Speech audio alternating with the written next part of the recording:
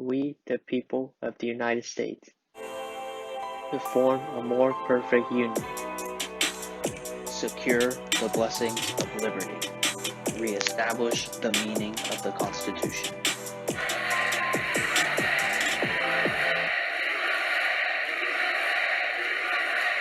Hello, friends, and welcome to We the People Show. This is your host, Tiger, and I hope you are having an awesome day.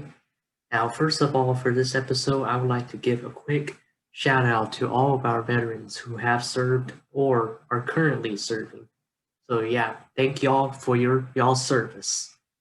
Now, regarding this election, well, of course, the military has to have a commander in chief.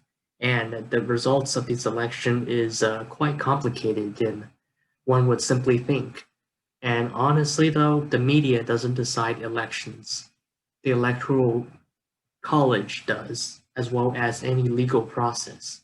We've seen this in the 2000 election. Of course, every election cycle have gone, I wouldn't say smoothly, but pretty precise most of the times, from 2008 to 2012 to 2016.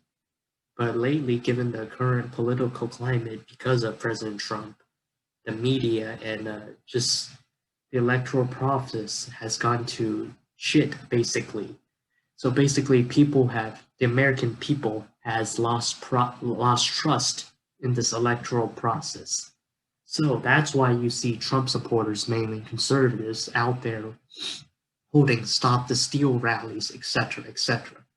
I mean, this shouldn't be a partisan issue. This should be a bipartisan issue.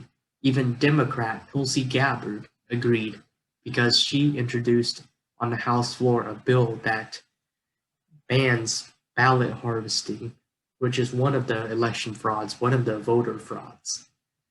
So anyway, yeah, we the American people should stand together on this, should be united on this common ground issue to address. We have the right to question the integrity of our elections.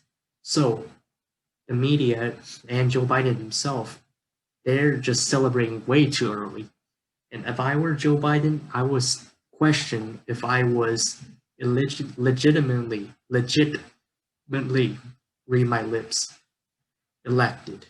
Because I don't want to be seen, if I were him, if you think about it, if you were someone who's elected into the highest office, which is the leader of the free world, you would think to yourself, did I win this legally? Because I don't want to be seen as the president that cheated to win. And sadly, we're not seeing this from the Democrats, specifically the Biden campaign, that they will be willing to count every ballot, even if it's fraudulent. And that is sad, folks. We can't have that. So that's why at We the People Show, that's why we are hesitant in congratulating Biden, because we won't know until next month and until January finally, to see if we have 4 more years of President Trump or 4 years of Joe Biden.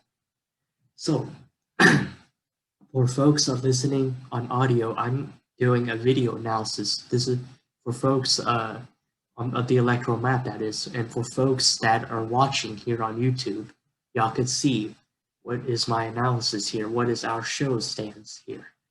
President Trump does, after all, actually still have a shot, because there are recounts going on and such in legal proceedings. Now, whether you thought he will be successful in doing so, well, that's up to you. That's y'all's opinion. But think about it. Y'all's opinion doesn't mean it's necessarily true, because I personally and the co-host Bradley Taylor, we are personally mentally prepared in a possibility of a Biden presidency, while also mentally prepared for 4 more years of our guy, President Trump. So it could go either way. We just have to see what the Supreme Court says and what the Electoral College says, all 538 electors. So, onto the map. I have President Trump, obviously, at 217, and Joe Biden at 227. Don't listen to the media, y'all. The media is lying. Even Fox. That's why over the years, the media has lost its credibility amongst viewers. The viewership just declined. For the mainstream media, it's because they just bash Trump. Even the good stuff he does, they still bash him. And Fox News, well, the viewership y'all saw that's dropped. That's because people have lost trust in the elections process, and that was foolish, honestly, of Fox to call certain states way too early for a certain candidate. So anyway, back to this map: 227 for Biden and 217 for Trump. There has been talks of a recount process in the following state: Michigan, Wisconsin, Pennsylvania, North Carolina, Georgia, Arizona, and Nevada. Because the following frauds are a suspicious number that occurred and bear with me, in the following states: in Pennsylvania and Georgia, somehow, Biden took the lead magically overnight when the nation's all sleeping. He just magically took the lead, and it seems to be only at that hour, at like 3 or 4 o'clock in the morning, Eastern or Central, whatever. Y'all get the point. Anyway, that's one instance of fraud. Another instance of fraud is in Michigan. There's supposedly a supercomputer, like the Democrats use some kind of system that causes a quote-unquote glitch that changed lots of votes that were meant for President Trump into votes for Biden. Now, Wisconsin, suspiciously, there's been more voters than the number of people who registered in Wisconsin. So yeah, that is very fishy, and no matter what party you are, you should be questioning that instead of willy-nilly going along with the media's narrative and calling it, oh, conspiracy theory, oh, they can't accept the results of an election. Bullcrap, I call. And Nevada, there's, I'm sure there's bound to be a fraud there, and we just have to, like anybody with common sense, wait for the facts to come out and wait for the lawsuits to be processed. And finally, Arizona, the obvious thing. It could have happened in anywhere else in this nation, but it happened a lot in Arizona, according to reports from anonymous sources and independent sources to me, to us in We the People show. So what happened in Arizona was that allegedly there's been voters been given Sharpies when voting, and the Sharpies, when marked on the ballot, that ballot's then taken to the machines. It didn't read, it didn't scan. So that is an instance of fraud there. Now, this video, what's the point of this video / episode? I want to say all these states in general, and ultimately all these states, those about 8 states, yes, 8 states, or 7 states, excuse me. All 7 of these states have suspiciously delayed their results. It's about about a week since election day, and yet they're still counting. And yet Biden again celebrated early on Saturday, the past Saturday on November 7th, claiming to be the president-elect. And then we have world leaders like Chancellor Merkel in Germany, and President Macron, France, and Prime Minister Johnson of the UK. They all congratulated Biden a bit too soon. And we have some world leaders who are hesitant in congratulating Biden. And that's, for example, the Mexican president. He has a point. He said to wait until all the legal disputes are resolved.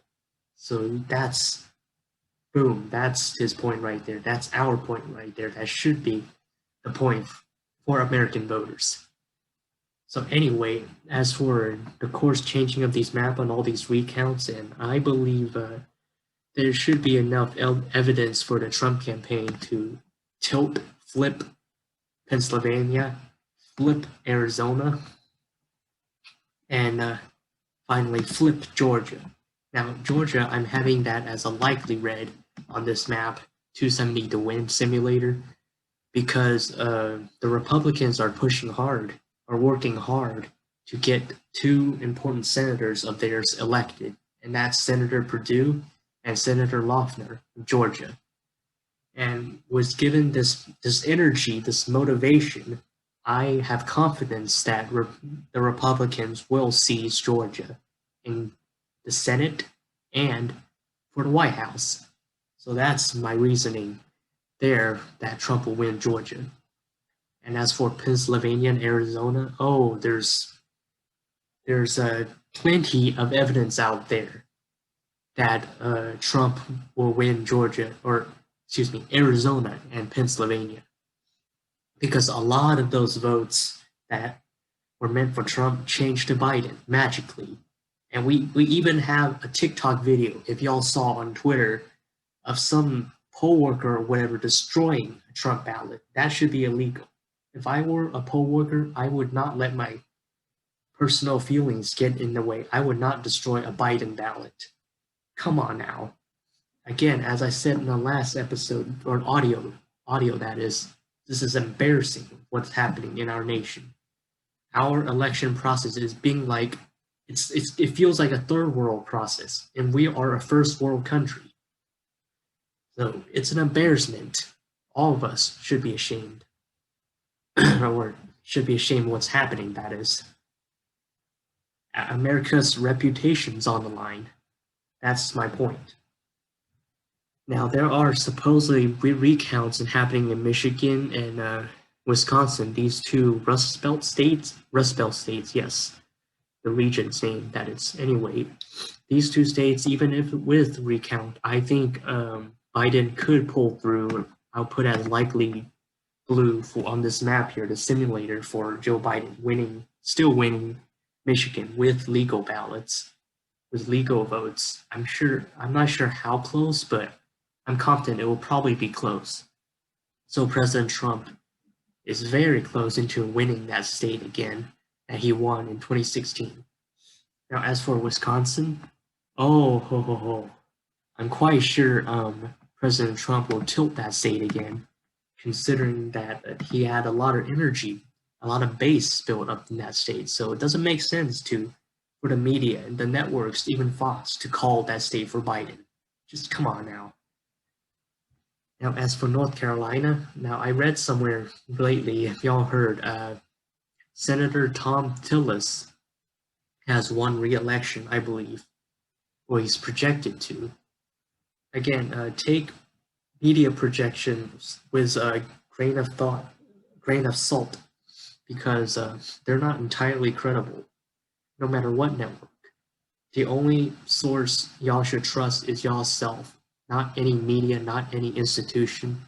Look, I may be a Republican, but I don't trust I'm not saying trust, I don't follow through with what the party does, like every single one of them, every single action of the Republican Party. I do question activities within my own party, and if you're a Democrat, you should do the same with your party.